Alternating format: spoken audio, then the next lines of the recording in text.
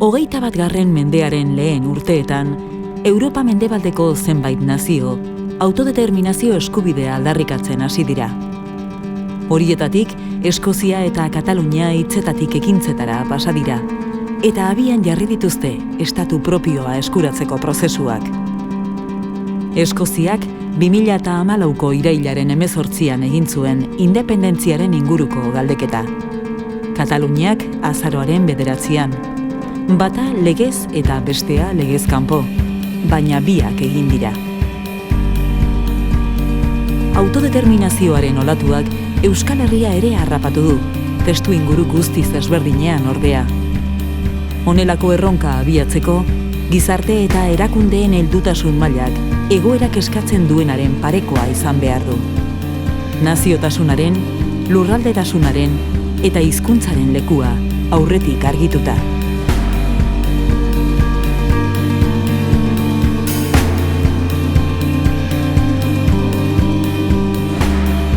Hizkuntzaren eztabaida iraganetik dator.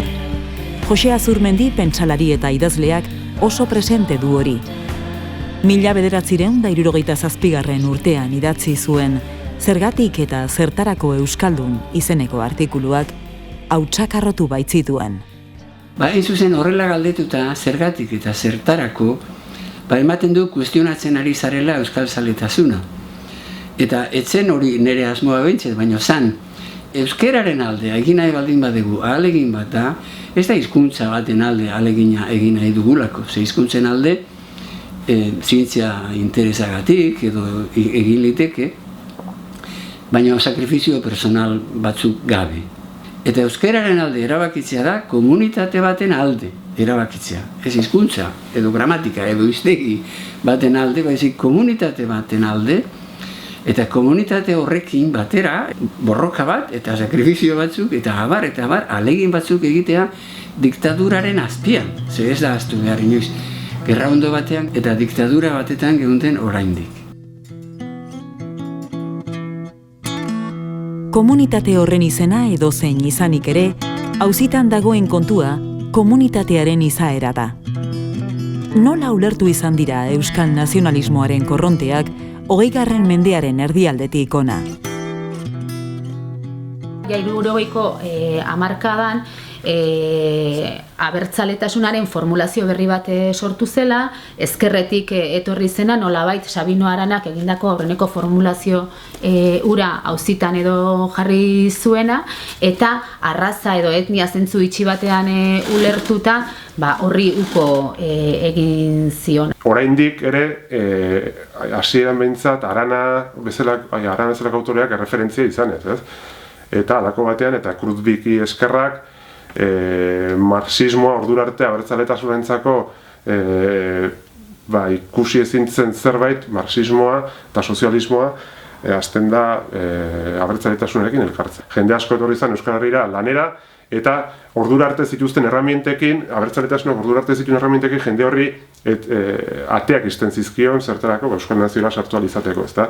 Eta Pueblo Trabajar Basko formulazioarekin eta egintzen formulazioarekin abidetzen da zer? Jende, ikaragarrizko jende pila horri ate bat irekitzen zaio Euskal Naziora sujetu askatzailea ere garai hartan izan daiteken hortara, ez? Eta hor egintzen formulazioa zen Euskal Herritarra, Euskalduna zela garaian esaten zen bezala, Euskal Herrian bizi eta lan egiten zuen guztia. Honek jartzen gaitu ja gaur egungo, ez dakit, demokrazia aurreratuenen herritartasun parametroetan. Esan behar dara, 60. hamarkadan euskara ere lehen lerroan jartzen dela. Orduan beraz badago beste nolabaiteko formulazio bat batzuk muturrera ematen dutena, beste batzuk baina euskara jartzen duena naziotasun baldintza moduan, kasu batzutan, edo faktor importante moduan, ezta? Orduan, ere ustez, abertzaletasunak aspalditik dauka egina ariketa hori, baina egia da era berean ez dela formulazio bat egin eta era bat ez dakit lau eta zuzen aurrera joan dena, ezta? Ziur aski tentsionalki bizi da formulazio hori ere eta hala bizi izan du da 60koetatik ona eta bizi da oraindik ere. Batez ere hor nik uste berezi beharko genukela alde batetikan PNV-ren inguruko eta oso instituzio autonomikoetan oso zentratuta egondan naziotasun formulazio bat, eta hor borondatera tiratuzun pixka bat horregatikan, eta gero Ezker Abertzaleak jarraitu zuena. Ezker Abertzaleak oraindik jarraitzen du Euskal Langileari Pueblo Trabajador Vasco formulazioarekin. EAJak nik uste aukeratu zuela zentralitatearen diskurtsoa, ez? Gua marrazten du edo badauka herri edo nazio komponentea, baina ez doa austurara, ez doa independentzia aldarrikatzera edo momentu batean erabakitzen du Espainian eroso egotea edo kombinagarria dala gutasun hori Espainian komodo xamar egotearekin.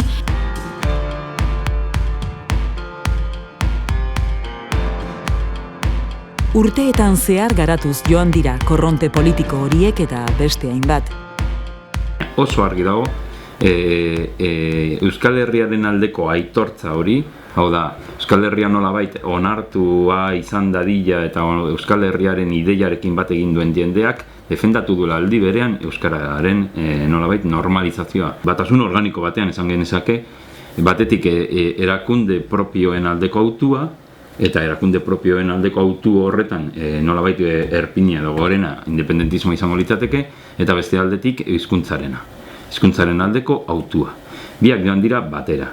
Eta oso gutxitan ulertu da bereizketa. Euskal nazioaren kasuan, nahiko garbi dago, beste nazio askoren kasuan bezala, elementu diferenteen artean, ohiturak, tradizio historikoa, hizkuntza dela ardatza. Euskaldunek, nik ez dakit noizdanik, berezi izan dute euskalduna eta erdalduna.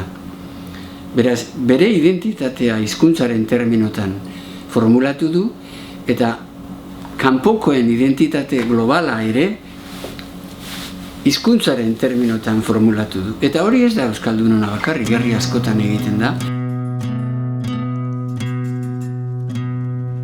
Gaur baina, etorkizuna eraikitzeko diskursoa ez da zentzu eta norabide bakarrean ulertzen. Hainbat ari ditugu oraindik josi eta lotzeko. Askotan nazioaz hitz egiten dugunean, hizkuntzaz hitz egiten dugu, eta hizkuntzaz hitz egiten dugunean nazioaz hitz egiten dugu. Hau da, berdintzen ditugu nazioa eta hizkuntza, euskara gure kasuan, ezta? Nik hori apurtu nahi dut. Adibidez, nik esaten detenean nazioa hil dezagun, ez naiz esaten ari euskara hil behar degula edo euskara parte utzi behar dela inondik inora. Proposatzen ari naizena da beste estrategia bat zertarako euskara bizi iran alizateko. Estrategia horren izena izan daiteke, hegemonia deitzen zaio, logika hegemonikoa, ez da? Nik ez dut uste inoiz egin denik, eta orain ere ez da inon egiten, hizkuntzaren kapitulotik independentziaren planteamendua. Hori ez EAG-PNV-ek egin du, ez ETAk egin du, ez Ezker Abertzaleak egiten du, zoritxarrez, hizkuntzari importantzia askoz ere behar lukeena baino gutxiago emanez egiten dute.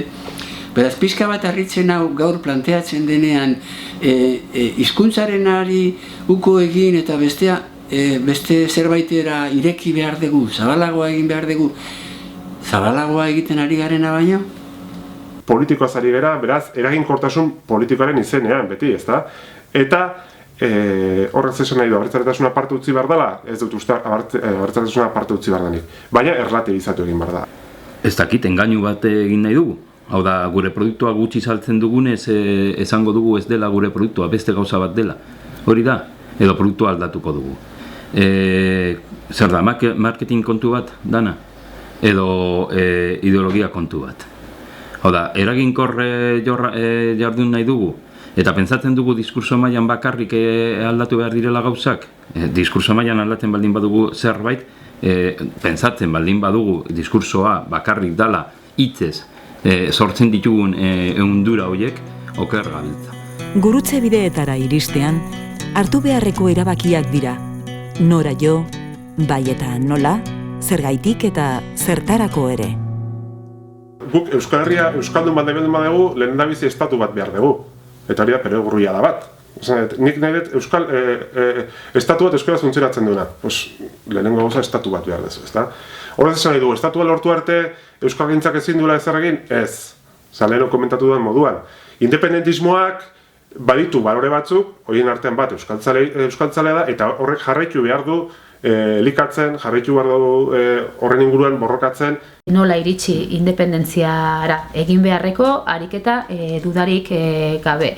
Baina nire ustez galdera garrantzitsuak dira baita ere, edo abiaburukoak zergatik eta zertarako. Zertarakoak jartzen gaitu nolakotasun horri koloreak ematen etorkizunera begira, ez? Eta eman geni zaizkioke erantzun asko, hobeto bizitzeko, ziur aski. Tasun identitarioagoak akaso, beste batzu momentu bateko abantaila ekonomikoa. Eta zergatik ere garrantzitsua iruditzen zait, hau da, zein den abiaburua, zein den gua. Ez dependentziarako arrazoiak, eta hemen euskara jola etzaion jendea ere proiektu horretan integratzeko arrazoiak tokian tokikoak, momentuan momentikoak eta beharren araberakoak izan behar dutela. Hiritarraren edo komunitateko jende konkretuaren beharrei begiratzen ez badiegu, beharrei, batez ere, ez dugu inoiz aurrera egingo. Euskararen beharra ere oso jende gutxik sentitzen du. Eta ez dauka zergatik sentitu ere beharra, estatuak berak inposatzen ez duen bitarte. Ni erdalduna naizen aldetik nik ez daukat inongo arazorik Espainian bizitzeko. Arazo eta Espainiar estatuan hiritar osoa izateko. Ez daukat bat ere arazorik. Baina euskalduna naizen aldetik bai. Hori da nire talka estatuarekin. Beste batentzat izango da, emakumea dalako eta emakumea dan aldetik edo beste izan daiteke bere ez dakite gizarte klasea edo bere errentagatik eta bere egoera sozioekonomikoagatik edo izan daiteke beste konturen bategatik. Nik esaten dudana da artikulatu behar ditugula borroka hoiek, eta artikulatu behar ditugula estatu independentearen aldeko autuaren babes horretan, esaten, estatu honek aukera emango lioke edo borroka horietako edo zini. Baina hortan zergatik disolbatu euskararen aldeko borroka? Ez, besteekin artikulatu, ez disolbatu. Gure mito fundazionaletako bat izan daiteke Amaiur, ez da, Amaiurreko gatazka, ez? Eta orain berriro gure imaginariora ekartzerakoan esate baterako Xavier Morras pintore nafarrak egin du berrirudikapen bat, non gizon handiak edo gure kulturan signifikatuak diren gizona, baina gizonak dauden hor lerro privilegiatu batean, emakumeak daude defentsan, hau da, egiten du, ez dakit, nire ustez atzeratutako edo irudikapen bat, ez dana oso inklusiboa, ez da. Nik uste Amaiur berri bat behar dugula, eta Amaiur berri hori izan behar dela prekarioena, emakumeena, ez? Nolabait, bazterroiek ere erdira ekarriko ditun mito fundazional bat. Hizkuntzaz, komunitateaz eta naziogintzaz haratago, estatuaren nolakoa zedarritzeak beste kontzeptu batzuetako bidea irekitzen du. Botere harremanak, hegemonia, estatus berria. Estatua esaten dugunean askotan 19. mendeko estatua daukagu buruan, bere diruarekin, bere armadarekin, eta hori ja ez dago gaur biztan da. Europa batuan gaude, eta estatuarenak izan diren botere klasiko batzuk zentralizatu egin dira Bruselan. Alde horretatik, gaur estatuarekin zer ulertu behar den zailagoa da esatea. Baina behar dituguna da eskumen batzuk, botere real batzuk, hizkuntza babestuko dutenak. Eta ez hizkuntza babesten dutelako, baizik beti gauza bera, komunitatea babesten dutelako. Horrezgatik esaten dut, hor dagoela lan nolabait ideologiko bat esaten hori. Hemen hau eta hau ez bada konpontzen, ez da nolabait estatu burua aldatu behar dugulako, ez da partidu bat edo beste jarri behar dugulako, ez estatu berri bat sortu behar dugu, eta estatu berri hori gure borroka hoien guztientzako aukera bat izango da. Kasu praktiko bat ematearen, hegemoniaren kontuarekin, eta hegemonia eta independentziaren kontuarekin. Kataluniara begiratuko bagendu, orain dela 10 urtera arte Katalunian egiten ziren formulazio independentista gehienak nazio sentimentuari oso lotuak zian. Nazio sentimentuari, nazio eta hizkuntza berdintzen baldin bai, hizkuntzari oso lotutakoak ziren, bai? Gaur egun ze pasatzen da, gaur egun nolabaiteko erlativizazioa izan du abertzaletasunak, onartu du jende asko abertzaletasuna ez dela independismora iristeko bide bakarra, eta horre beste bide batzuk iriki ditu, bai? Eta beste bide horiek irikitzerakoan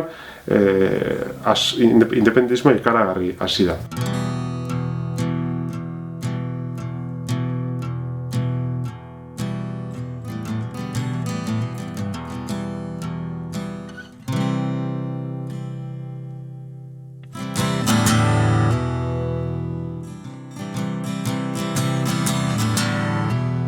Jakina, holako prozesu bat aurrera eramateko, behar da herri mugimendu indartsu bat, hori ikusi dugu Katalunian eta baita Eskozian ere, baina baita ere instituzioen edo boteren implikazio handi bat. Horixe ikusi dugu baita ere Katalunian eta Eskozian. Hemen aldiz, ez nuke ezkorri izan nahi, baina ez dut uste oraindik hor gaudenik, ez? Batetik herri mugimendua ziur aski ari da egituratzen, ez dakit, gure esku dagorena bezalako ekimenek badute sustatze indar hori, baina nik uste dut zoritxarrez gure politikari nagusiei, batez ere EAJ-ari momentu hontan falta zaiola ikuspegi hori, falta zaiola herri gisa jokatzea, falta zaiola buruzagi horiei estatista gisa jokatzea, ez. Katalunian importante da azpimarratzea instituzioak eta generalitatea gure kasuan da ziu igual zehatzago ez da mugitu berak nahi izan duelako. Hau da, aurretikan jendartea aktibatu egin da, jendarteak izugarrizko presioa sartu du, indarra egin du, eta horregatik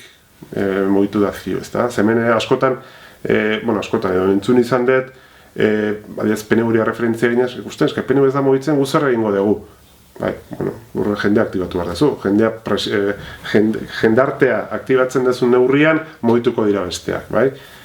PNV-ren oinarri sozialean orain zabaltzen ari dira haiek, edo, hori da PNV-ren estrategia ez, estatus berri baten ideia, eta ulertu behar dugu hori oso nolabait merkantzia merkea eta ona dela. Jendearentzat, horrek ez dio, jendeari ezer eskatuko. Jendea utziko dugu pakean, bere eguneroko bizitzan, bere lanean, bere gauzetan, eta politiko profesionalek hartuko dute estatus berri horren lorpena eta zeraren ardura. Haiek egingo dute, haiek egin behar duten lan bat da. Nire esperantza guztia holakoetan dago, euskara militantziatik bizi da. Eta momentu batean egon da, jaurlaritzatik bertatik ere gutxiespen bat militantziarentzat, hemen gauzak serio egin behar ziren eta ez militanteek moduan, eta hori egon da, Eusko Jaurlaritzan ere urte batzuetan, ez dakit oraindik. Igual baita oraindik ere. Instituzioetan askoz fede gehiago, militantzian eta erakunde edo antolakunde militanteetan baino. Ez, orain arte euskararen alde egin dena, lortu dena, horrelako taldeetatik egin da, eta nik oraindik ere konfiantza gehiago daukat. Horrelako erakundeetan fede gehiago daukat, konfiantza baino ere gehiago, instituzioetan baino gaur. Baina ikaragarri urgentea iruditzen zait instituzioak ere bide hauetan sartzea. Eta lehen bai lehen sartzea. Ez fede gehiago dudalako haiengan. Baina haiek gabe ezingo dugulako inoiz maila batetik gora, edo izugarrizko ahal eginez bakarrik, maila nahiko apal batzuetatik gora egin.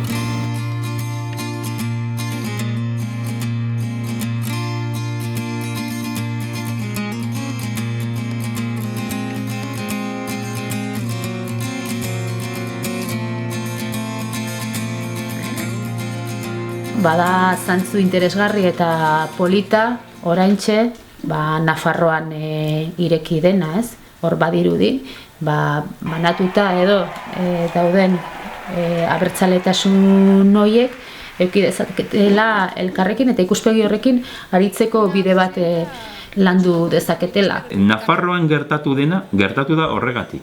Gertatu da, batu aldirelako, kasu honetan upenen kontra, erregimen hitza erabili dute, batu aldirelako borroka guztiak, erregimen horren kontra, momentu batean, claro, aukera hori izan dute botuetan, holan gertatu dalako, lan isil edo igual, nolabait eguneroko lan, esan du lehen, eguneroko lan bat egin delako lehenago, eta batu ahal izan dira, momentu horretan, antagonismo hori guztiak batu ahal zituen ideia baten azpian edo baten babespean.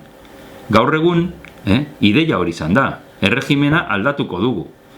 Izan daiteke jarri aldugu erregimena aldaketa jarri dugun tokian jarri aldugu adibidez independentzia? Bueno, independentisten lan, isila eta egunerokoa da hori. Aurrera egin izateko derrigorren kontrasana beharko ditugu. Derrigorrean, euskara bosta jola zaien personen ondoan borrokatu beharko dugu Euskal Estatu baten alde eta euskaren alde ere, bai? Eta hori kontraesan bat da, baina eske kontraesan horiek gabe ezin dugu aurrera egin. Euskararen borroka dala eta zala, euskararen aldeko lana edo autua edo mugimendua dala eta zala, oso argi mugitu dira euskararen aldekoak, oso argi mugitu dira esateko aldaketarik baldin badago Nafarroan, aldaketa horretan euskara erdigunekoa da. Eta denek jakin behar dute hori. Denek esan nahi dut, berdin da neurri batean horren alde edo kontra zauden. Badakizu aldaketa gertatzen bada, zure aldeko aldaketa gertatzen bada, beste horren aldeko aldaketa ere bai.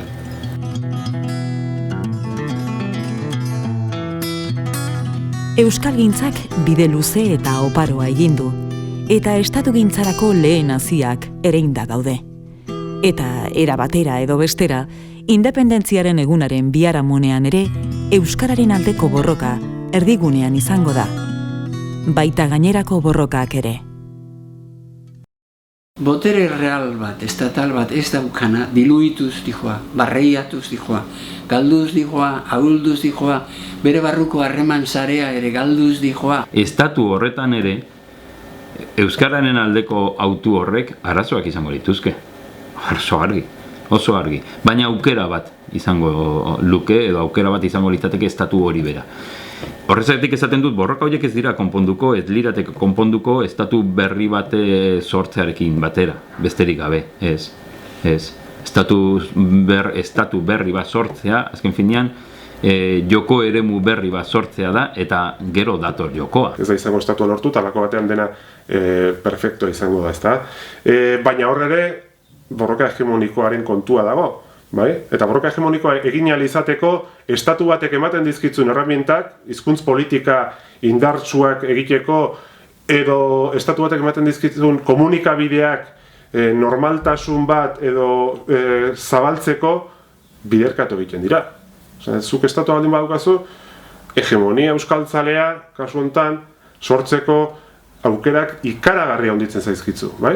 Subjektu independentista hori egituratzerakoan nazio edukiak zenbateraino ustutzen ditugun, gero legitimitatea ere horren arabera irabaziko dugu, behin estatua dugula, nazioa edukiz betetzeko, edo behintzat ez adin ulertua izan inposizio handi bat bezala, edo iruzur bat bezala. Horregatik, kontsentsu horiek eta hitzarmen horiek lortzen ditugunean, nazio osagaiak sartzea ere garrantzitsua iruditzen zait. Euskara, alegia, euskararen komunitatea trinkotu eta askatu ahal izateko, botere estatalak esaten ditugunak behar ditugu eskuan. Eta orduan, labur formulatzeko, Euskadik estatua behar du. Eta euskarak estatua behar du. Bateko zedira oeño ez gara guazetuko, bat inon